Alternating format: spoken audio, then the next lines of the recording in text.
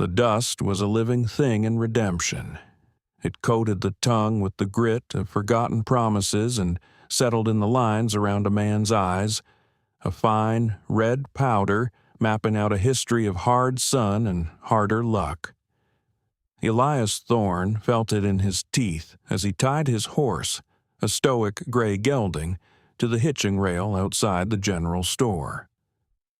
The silence of his ranch, a vast and lonely kingdom of sage and rock, was a comfort.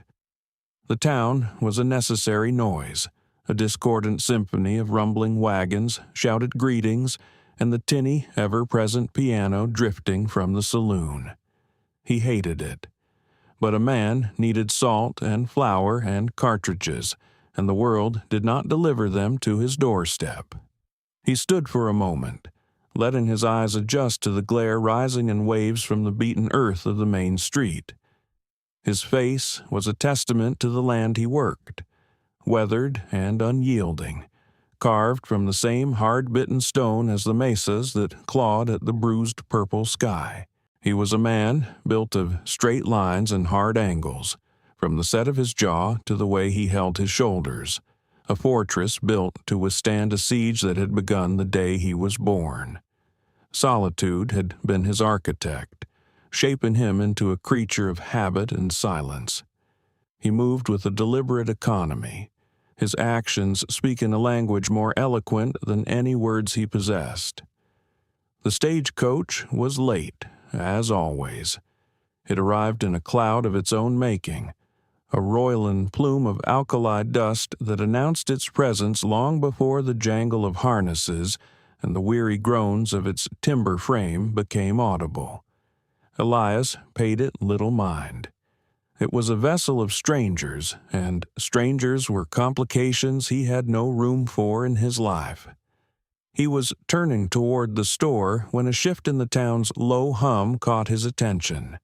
The usual murmur of commerce and gossip had curdled into something else, a focused, predatory silence. He glanced over his shoulder.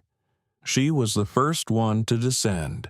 The dust seemed to recoil from the hem of her dress, a garment of deep blue silk that shimmered like a pool of midnight water in the unforgiven sun. It was a color that had no business being in this bleached-out world of brown and gray. She moved with a liquid grace that was utterly alien, her back a straight, proud line, her head held high.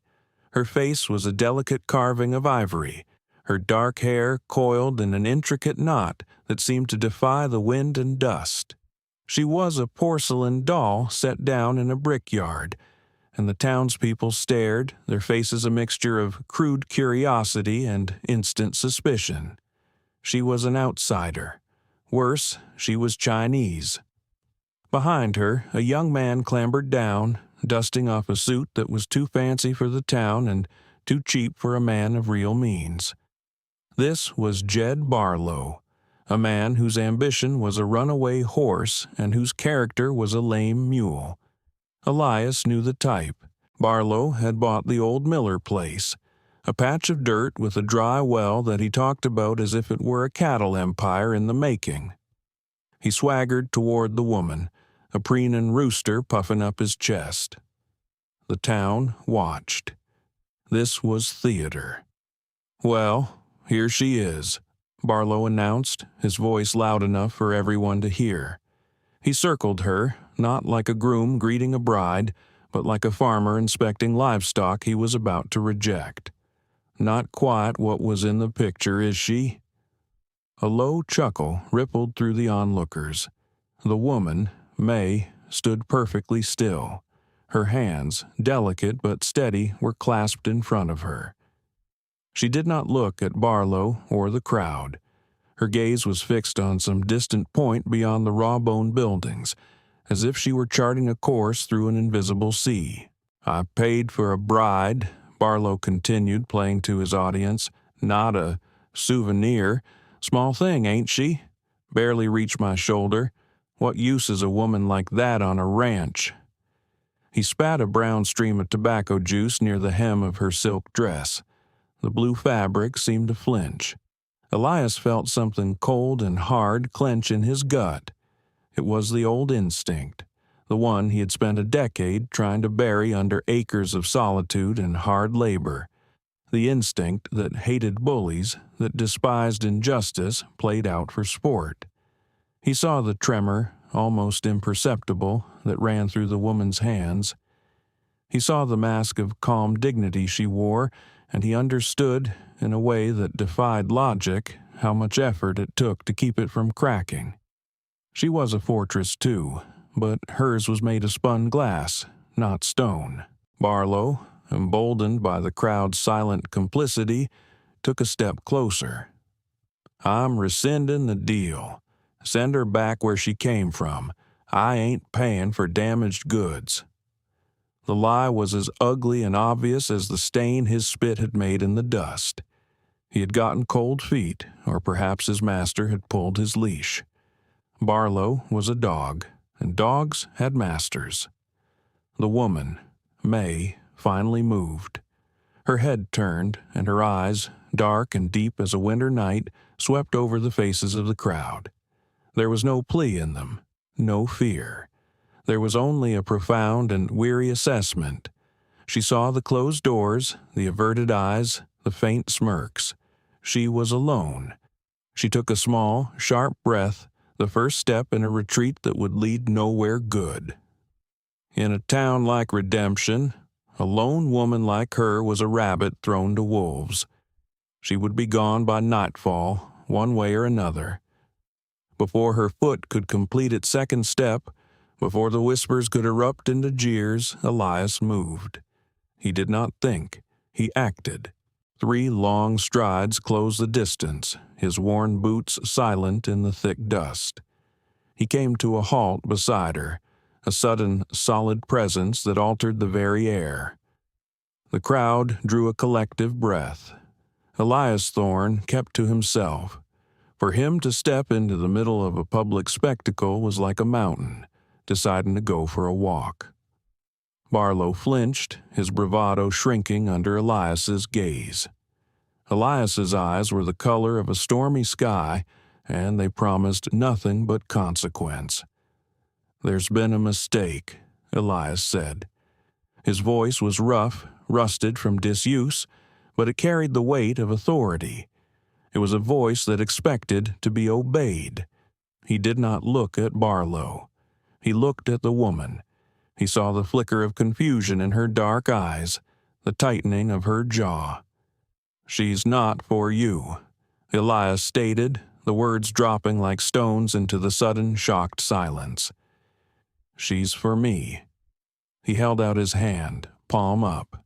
It was a broad, calloused hand, cross-hatched with the scars of wire, rope, and hard work. It was a hand that knew how to grip an axe and gentle a foal. It was not a hand that was accustomed to asking. The lie hung in the air, audacious and absolute. The town stared.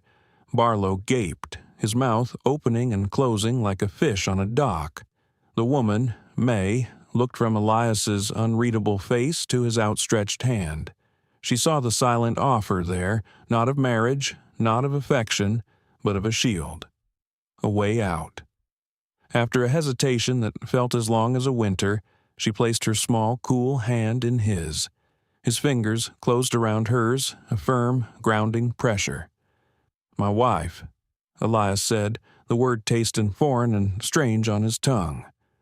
He turned, his grip on her hand unwavering, and began to lead her away from the stagecoach, away from the gawking crowd and the sputtering, humiliated groom. He was walking toward his wagon, toward the long, silent ride back to his ranch. He had just saved a stranger from a pack of dogs and in doing so had invited a storm into the quiet fortress of his life. He had no idea if the walls would hold. The journey to the ranch was a long exercise in silence. The wagon wheels groaned a constant complaint against the ruts of the trail, and the sun beat down with a physical weight, pressing the world into a shimmering, heat-dazed stillness. Elias kept his eyes on the horizon, his hands sure on the reins, his jaw set. Beside him, May sat as straight and still as a statue, her gaze fixed on the endless expanse of sagebrush and cracked earth unfolding before them. The silk of her dress was an absurdity in this landscape, a splash of impossible color against a canvas of muted browns and faded greens.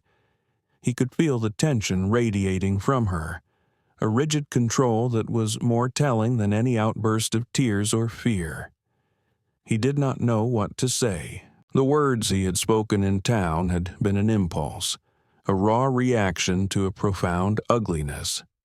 Now, in the aftermath, the consequences of that impulse sat beside him. He had claimed a wife. He, a man who had structured his entire existence around the avoidance of entanglement, was now bound to this silent, unknown woman by a public declaration. He felt a dull throb of frustration behind his eyes. He had solved her immediate problem only to create a much larger, more complicated one for them both. The silence between them wasn't empty. It was filled with the deafening roar of everything unsaid, every question unasked. His ranch was not a place of welcome. It was a place of survival, tucked into a shallow canyon where a thin creek offered the only reliable water for miles. The house was made of sod and timber, low-slung and sturdy, built to endure the wind and the snow, not to charm the eye. A corral held his a few horses, and a barn, leaning slightly to the north, stored what little hay he could harvest. It was a lonely outpost, a testament to one man's stubborn will to exist apart from the world. As they crested the final rise and the homestead came into view, he felt a familiar, proprietary pride mixed with a new, sharp sense of inadequacy. Seen through her eyes, it must have looked like the end of the world. He pulled the wagon to a halt near the porch and set the brake. "We're here," he said, the words sounding blunt and unwelcoming. May looked at the house, her expression unreadable. She did not wait for his help, but gathered her skirts and descended from the wagon with the same fluid grace she had shown at the stagecoach. She stood for a moment, taking in the raw, stark beauty of the place, the way the setting sun painted the canyon walls in strokes of orange and rose, the immense, overwhelming quiet that was broken only by the sigh of the wind through the sparse grass. Inside, the house was just as stark. It was a single large room, ruthlessly practical. A stone fireplace dominated one wall, its mantel bare. A rough-hewn table and 2 chairs occupied the center. A bed, neatly made, was tucked into one corner, and shelves holding tins, a few books, and ammunition lined another. It was clean, but it was the sterile cleanliness of a barracks, not a home. It was a space devoid of softness, a shell that offered shelter but no comfort. Elias watched her as she took it all in, her gaze moving slowly, methodically over every detail. He expected to see disappointment, perhaps even fear. He saw only a quiet, unnerving composure. "The stage won't pass through redemption again for a month," he stated, getting straight to the heart of their predicament. "There's a storm coming. The pass will be snowed in by the end of the week." He wasn't trying to frighten her. He was laying out the facts as he saw them. They were trapped. Together. She finally turned to face him, her dark eyes meeting his directly for the first time. "I understand," she said. Her voice was low and clear, with an accent that smoothed the edges of the words. It was a voice that held no hint of panic. He gestured vaguely toward a small alcove partially hidden by a hanging blanket. "You can have that space. It's private." It was the best he could offer. She inclined her head in a gesture of acknowledgement. "Thank you, Mr. Thorne." The formality of his name in this brutally informal place seemed to highlight the chasm between them. He grunted in response, turning to unload the supplies from the wagon. He needed the familiarity of work, the simple, honest weight of a sack of flour on his shoulder. As he worked, he was acutely aware of her presence behind him. He heard the soft rustle of her silk dress, the quiet, deliberate sounds of her exploring the small space he had given her. He had brought a bird of paradise into his crow's nest, and he had no idea what to do with her. The first test came not from the land, but from the ledger. For 3 days, a fragile and awkward truce held. They moved around each other in the small cabin like wary animals, speaking only when absolutely necessary. Elias went about his chores, mending fences, tending to his horses, feeling her observant eyes on him whenever he was near the house. She, in turn, transformed her small corner into a space of impossible order. Her few belongings were arranged with geometric precision. She moved with a silent efficiency that was both impressive and unsettling. She did not cook or clean for him. They had made no such arrangement, but the parts of the cabin she inhabited seemed to tidiness themselves out of sheer respect for her presence. On the 4th day, the storm he had predicted arrived. The sky turned the color of slate, and a bitter wind began to howl through the canyon, rattling the wooden shutters. Trapped inside, the small cabin seemed to shrink, the silence between them growing heavier. Elias sat at his table, staring at his account book, a source of constant, simmering frustration. The pages were a chaotic mess of scrawled numbers, crossed-out entries, and cryptic notes. He was a rancher, not a clerk. He knew cattle and weather, not profits and losses. He knew he was barely scraping by, but the precise shape of his failure was a mystery hidden in his own terrible handwriting. He finally shoved the book away with a muttered curse, rubbing his temples. The numbers swam before his eyes, mocking him. "May I?" He looked up, startled. May stood by the table, her hands clasped behind her back. She was looking at the ledger, not at him. There was no judgment in her expression, only a quiet inquiry. Skeptical, but too frustrated to refuse, he grunted and pushed the book toward her. What could she possibly know of such things? He expected her to be confused, to perhaps offer some useless, placating words. He watched as she sat down, pulled the ledger closer, and opened it to the first page. For a long moment, she simply studied his scrawl, her head tilted slightly. He saw her slender fingers trace a line of figures, her brow furrowed in concentration. Then she picked up the pencil he had discarded. Her movements were deft and certain. She did not erase his entries. Instead, on a spare sheet of paper he kept for lists, she began to write. Columns formed, neat and straight as freshly plowed furrows. Numbers were transcribed, sorted, and tallied. Her pencil moved with a speed and precision that was mesmerizing. She worked without hesitation, her mind clearly navigating the chaos of his records as if it were a well-marked map. Elias sat and watched, his initial skepticism slowly dissolving into a state of profound disbelief. She was not merely copying numbers, she was organizing them, making sense of them. She found errors in his addition with an unerring eye. She cross-referenced expenses against income, calculating margins he had never even considered.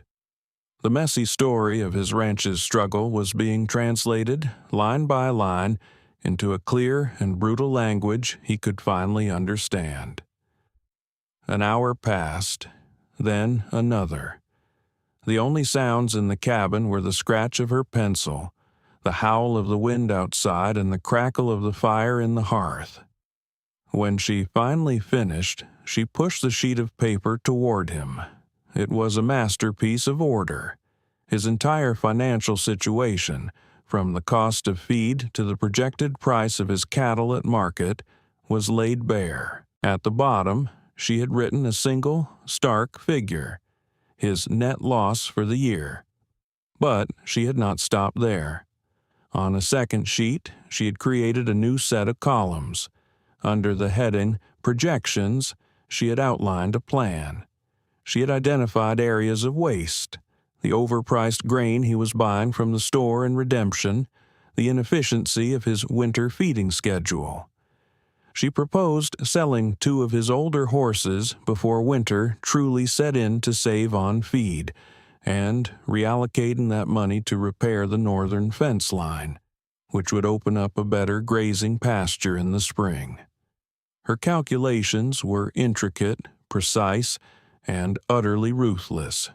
They were also brilliant.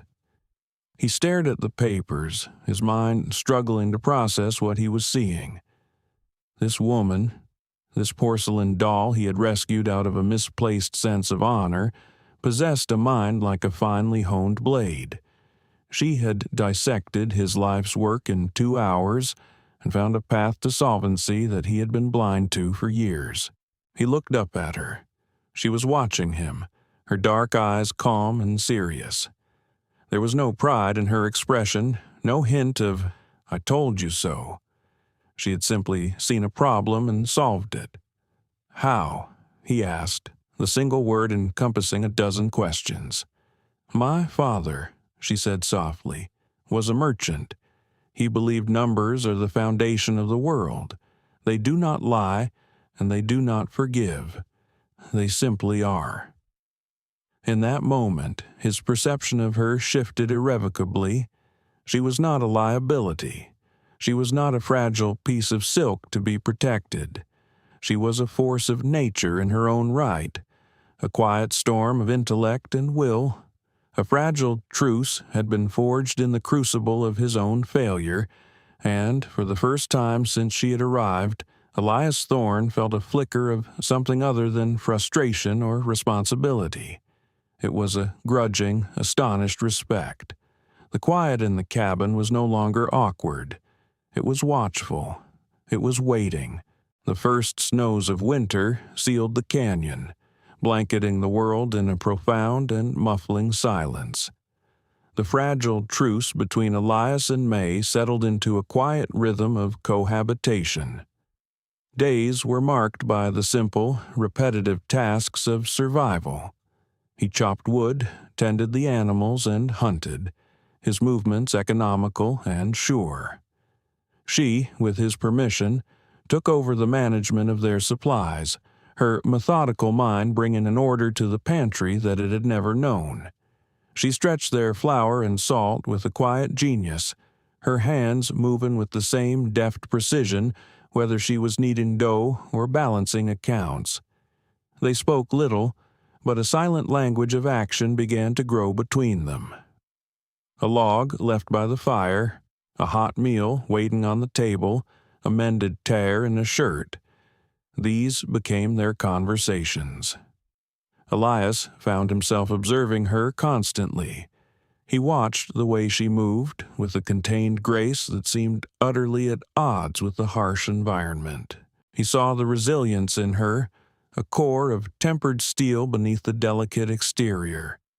She never complained about the cold, the isolation, or the crude simplicity of their existence. She simply adapted, her dignity a quiet rebuke to the ugliness she had faced in Redemption. His respect deepened into a kind of protective curiosity. Who was this woman? What currents had carried her to this desolate shore? Her story about a merchant father felt like a page torn from a much larger book, and he found himself wanting to read the rest. The threat, when it came, rode in on the back of a cold snap that left the air sharp as glass. Elias saw them from the ridge above the house. 3 riders, dark shapes against the glaring white of the snow. He recognized the lead rider instantly. Silas Croft. Croft was a man who consumed land the way a locust swarm consumed a wheat field, a man whose greed was a bottomless pit, He owned half the valley and was known for using intimidation, coercion, and violence to acquire the other half. And he wanted Elias's land. More specifically, he wanted the creek that ran through it, the only year-round water source for 10 miles in any direction. Elias was down at the barn, checking on the horses when they rode into the yard. He straightened up slowly, his hand resting near the butt of the pistol he always wore on his hip. His face was a mask of cold neutrality. "Thorne," Croft boomed, his voice falsely jovial. He was a big man, running to fat, with a face that was perpetually flushed with liquor and arrogance. His 2 men, hard-faced and watchful, flanked him. "Just paying a neighborly visit, making sure you're holding up in this weather." "I'm holding up," Elias said, his tone flat. Croft's gaze slid past Elias to the house, where a thin curl of smoke rose from the chimney. A smirk touched his thick lips. "Heard you acquired some company." Young Barlow was mighty disappointed, made a fool of himself in town. Elias didn't rise to the bait. He remained silent, a stone wall of a man. Croft's smirk widened. "I made you a fair offer for this place last spring, Thorne. That offer still stands. In fact, seeing as you have an extra mouth to feed." He let the sentence hang in the air, laden with insinuation. His eyes flickered toward the cabin door, which opened a crack. Elias caught a glimpse of May's dark hair before it vanished. She was watching. She was listening. "The land's not for sale," Elias said. It was the same thing he had said last spring, and the spring before that. Croft's jovial mask slipped. His eyes narrowed into piggish slits. "Everything is for sale, Thorne. It's just a matter of price. A man alone on a place like this. Things can happen. Accidents, fences get cut, cattle wander off, a well can go dry." It was a direct threat, delivered with the casual confidence of a man who had made good on such promises before. He then turned his attention fully to the house. "You tell that little china doll of yours that Silas Croft is a man who gets what he wants. She picked the wrong horse to back." The crude, racist dismissal hung in the frigid air, an insult aimed not just at May, but at Elias's judgment, his honor. A cold fire ignited in Elias's chest. The protective instinct he felt for her, once a vague and curious thing, now solidified into something sharp and dangerous. He took a single step forward, his body language shifting from passive defense to active threat. The 2 hired guns tensed, their hands moving toward their own pistols. "You've said your piece, Croft," Elias said, his voice dangerously low. "Now get off my land." For a long moment, the 4 men were frozen in a tableau of imminent violence. The only sound was the wind whistling around the eaves of the barn. Croft held Elias's gaze, searching for a crack, a hint of fear. He found none. He saw only the unyielding certainty of a man who had drawn a line in the snow and dared him to cross it. With a final, contemptuous sneer, Croft wheeled his horse around. "You'll regret this, Thorne," he spat, before spurring his horse and riding away, his men falling in behind him. Elias stood motionless until they were out of sight, the tension slowly draining from his shoulders. He turned and walked back to the house. When he stepped inside, May was standing by the fire, her back to him. She did not turn around, but he knew she had heard every word. The air in the cabin was thick with a new kind of tension. The external threat had breached their isolated world, and the fragile peace of their shared solitude was shattered. They were no longer just 2 strangers trapped by circumstance. They were partners in a conflict that had just been declared.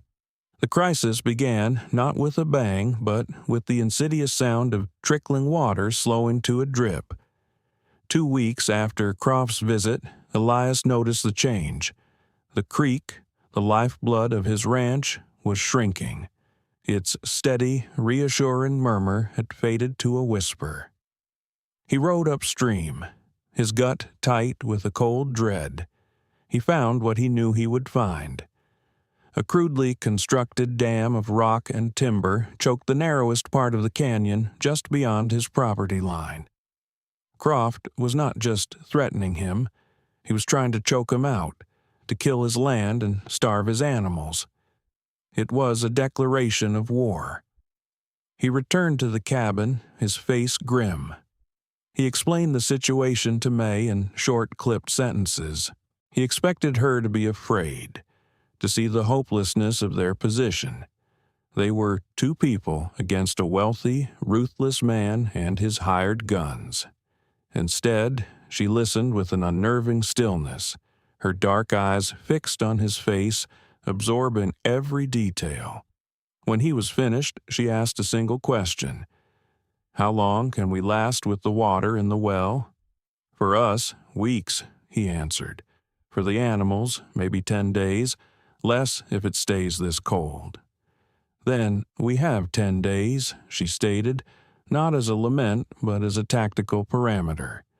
That night, the first shot was fired. It came from the ridge, a sharp crack that echoed through the silent canyon.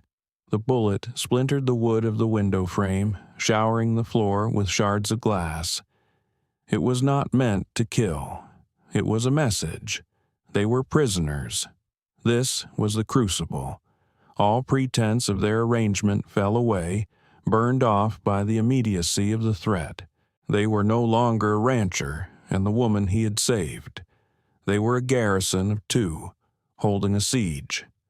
Elias's past, the one he never spoke of, came rushing back.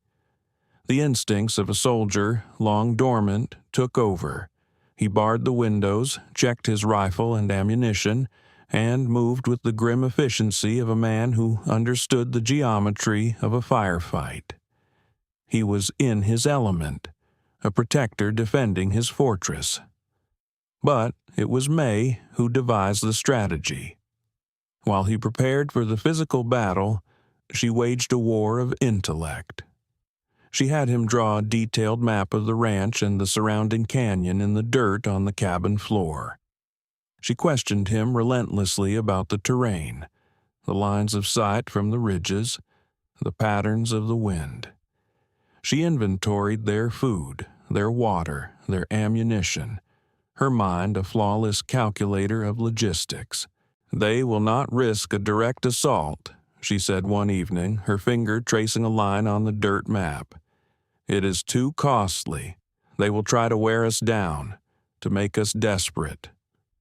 She looked up at him, her eyes clear and sharp. "Desperate men make mistakes. We will not be desperate. We will be patient." Her calm was infectious. It banked the fires of his own rage, turning it into a focused, cold resolve. He demonstrated his competence through action, his physical prowess a direct expression of his will to survive. He dug a firing position behind a rock outcropping near the barn, giving him a clear view of the main approach. He moved like a ghost in the pre-dawn hours, checking for tracks, observing the enemy's positions. He was the sword and shield of their tiny kingdom. May, in turn, revealed the full, astonishing depth of her hidden strength. She was the mind. She anticipated Croft's moves with an almost supernatural clarity. She predicted they would try to fire the barn and had Elias move the horses to a small, hidden box canyon behind the house the night before the attempt was made.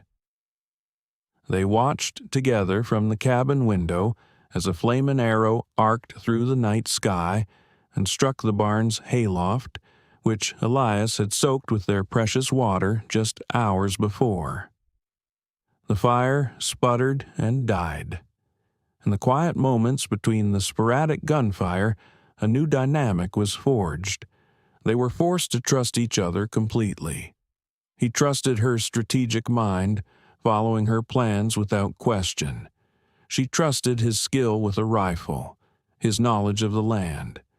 The lie that had brought them together, his impulsive claim in the dusty street of redemption, was replaced by a partnership more real and binding than any vow spoken before a preacher. One afternoon, as he was cleaning his rifle by the fire, she spoke, her voice soft. "You have done this before, fought like this." It was not a question. It was a statement of fact. He looked up from his work, his hands stained with gun oil. He met her gaze and saw not just curiosity, but a deep, knowing understanding. "A long time ago," he said, the words costing him more than he would ever admit. "In a war, I'd sooner forget." "Forgetting is a luxury," she replied, her voice tinged with a sadness so profound it seemed ancient. "Some of us must carry our wars with us." In that moment, he saw her not as May, the woman from China, but as a fellow survivor, a veteran of a different, more private war. The distance between them, the vast ocean of culture and experience, evaporated. They were the same. Both were exiles. Both were fighters. Both were guarding the last piece of ground they had left to defend. The shared crisis had stripped them down to their essential selves, and in the stark, unforgiving light of their predicament, they saw each other for the first time. Their reliance was absolute, their partnership seamless. They were ready for the final confrontation. The final assault came on the 8th night of the siege, driven by a rising moon that bathed the snow-covered canyon in an ethereal, ghostly light. The cold was a physical presence, a predator that gnawed at any exposed skin. Croft was out of time. A heavy snow was forecast, one that could trap his men for weeks, and the sheriff, while slow and methodical, would eventually ride out to investigate the silence from the Thorn Ranch. It was now or never. Elias was in his position behind the rock outcropping, the cold steel of his rifle a familiar weight in his hands. From here, he could cover the front of the house and the barn. May was inside the cabin, the heavy bar secured across the door. Her role in this final act was not passive. It was the linchpin of their entire defense, a plan born of her sharp, strategic mind.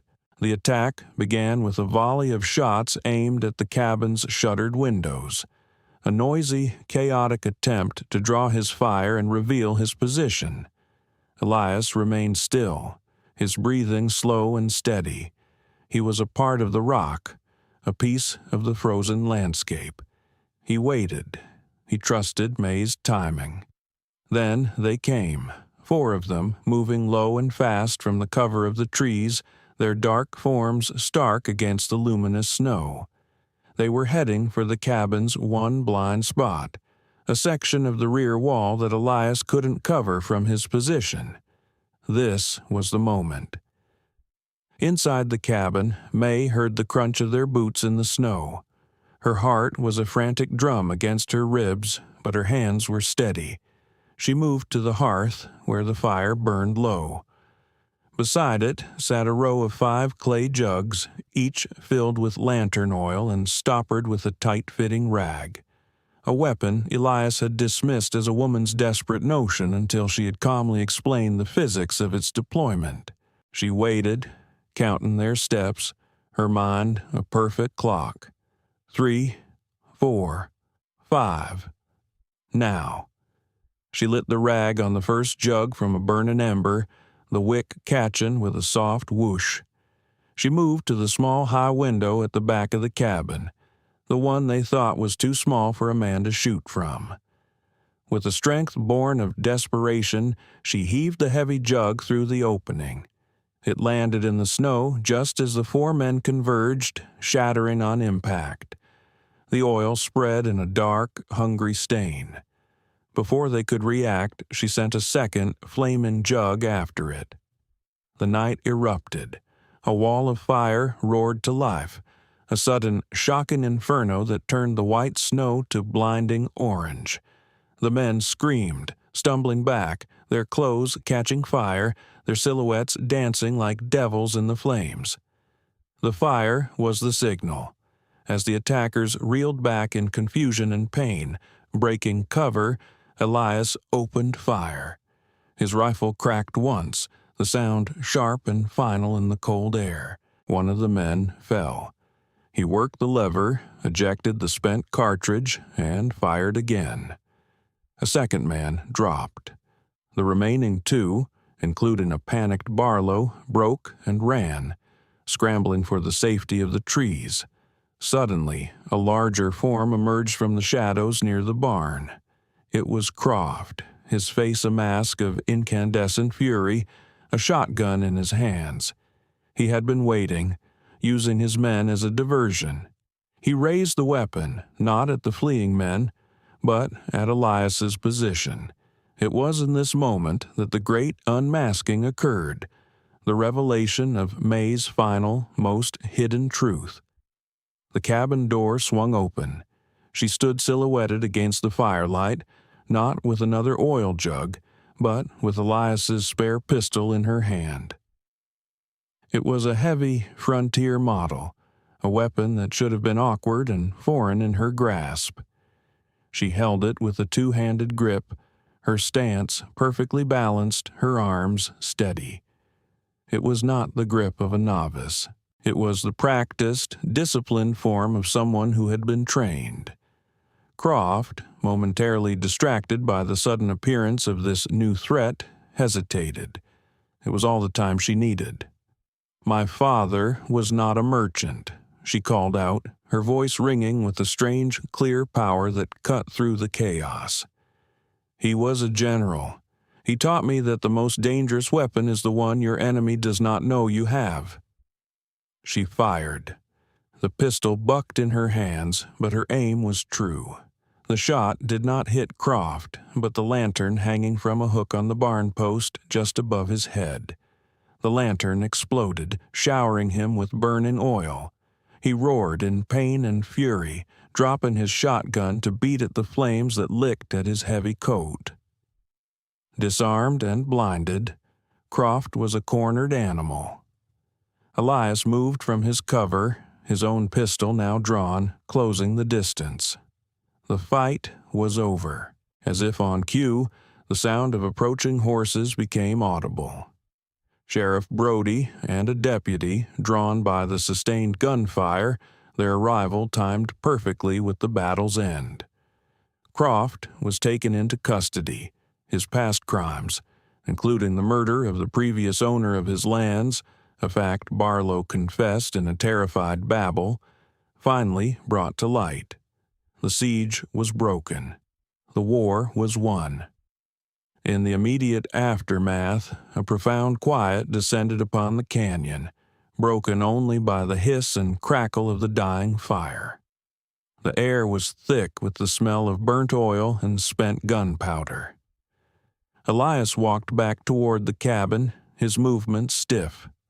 A bullet had grazed his arm, a hot, searing line of pain he had ignored in the heat of the fight. May met him on the porch. The pistol was gone. Her face was pale in the moonlight, smudged with soot, but her eyes were luminous. Without a word, she took his injured arm, her touch surprisingly firm and steady.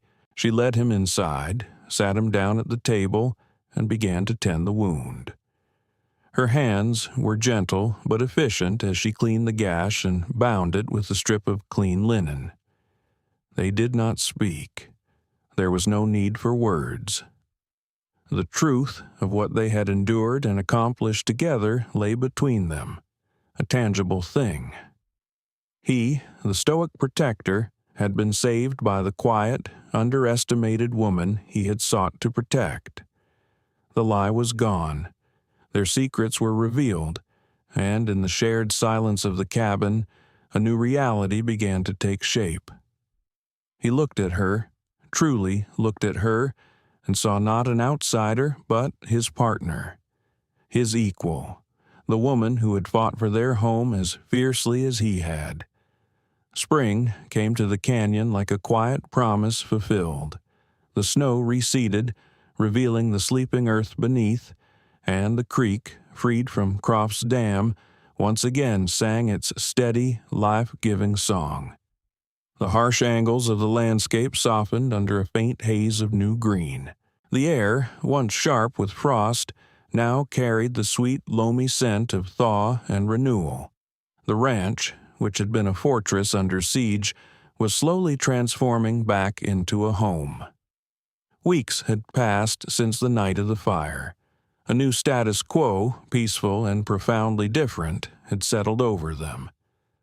Croft was gone, his empire dismantled by the law. Barlow had disappeared, swept away by the currents of his own cowardice. The town of Redemption, having learned the truth of the siege from a tight-lipped Sheriff Brody, now regarded the Thorn Ranch with a mixture of awe and wary respect. The whispers about the strange Chinese woman had died, replaced by a grudging acknowledgment of her grit. The house bore the scars of the fight, a patched window frame, a new shutter, the scorched earth at the rear wall, but inside it had changed completely. Under May's quiet influence, the stark, masculine space had found a soul. Wildflowers in a tin cup sat on the table. The shelves, once holding only ammunition and tins, now also held neatly folded linens and jars of preserved berries. It was still a simple, rustic cabin, but it was no longer just a shelter. It was a place of comfort, a space that felt lived in and cared for, a home. The ranch itself was also thriving.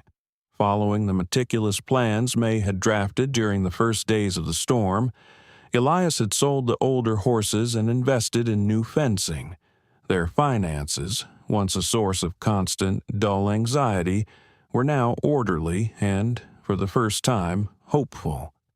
Her mind and his labor worked in a perfect, unspoken synergy. They were partners in every sense of the word, rebuilding their small kingdom from the ashes of conflict. One bright, warm afternoon, they were working together near the porch. It was a symbolic act, a quiet declaration of their shared future. They were planting a small garden. Elias turned the dark, rich soil with a spade, his movements strong and rhythmic. May followed behind him, her slender fingers carefully placing seeds into the furrows, beans, squash, and corn. She wore a simple cotton dress now, her impractical silk put away like a relic from another life. Her hair was in a simple braid down her back, and a light flush of color from the sun and the work touched her cheeks.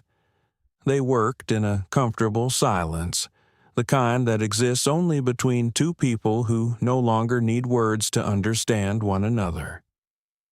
The air was filled with the sounds of their labor, the scrape of the spade against a rock, the soft rustle of seeds in a cloth bag, the gentle murmur of the nearby creek. It was a silence of peace, of shared purpose.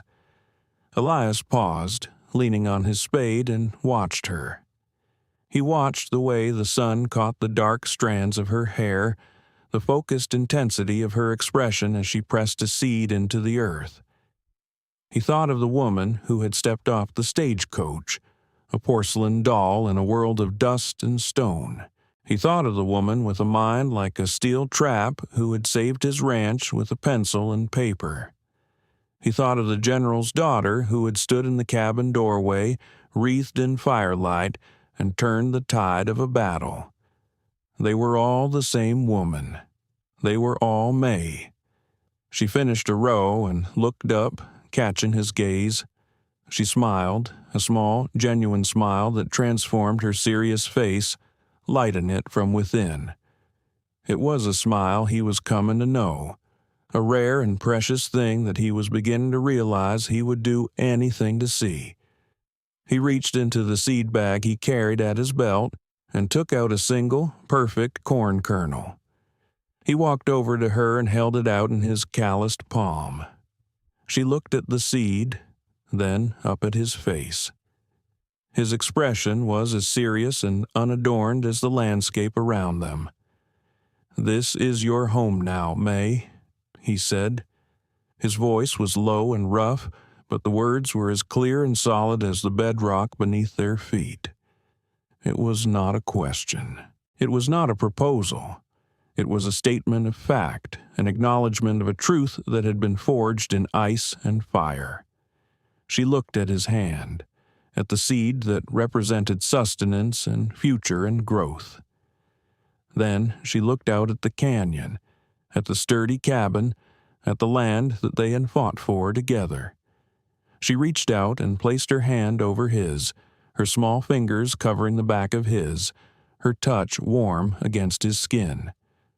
"Our home, Elias," she corrected him softly. Her words were not a confession of love, not in the way the poets wrote about it. They were something deeper, stronger. They were a commitment, an understated vow spoken not in a church, but in the soil of the life they were building together. He closed his hand over hers, enclosing the seed between their palms. In the vast, quiet canyon, under the wide and hopeful sky, two solitary fortresses had found common ground, and on that ground they had begun to build a future.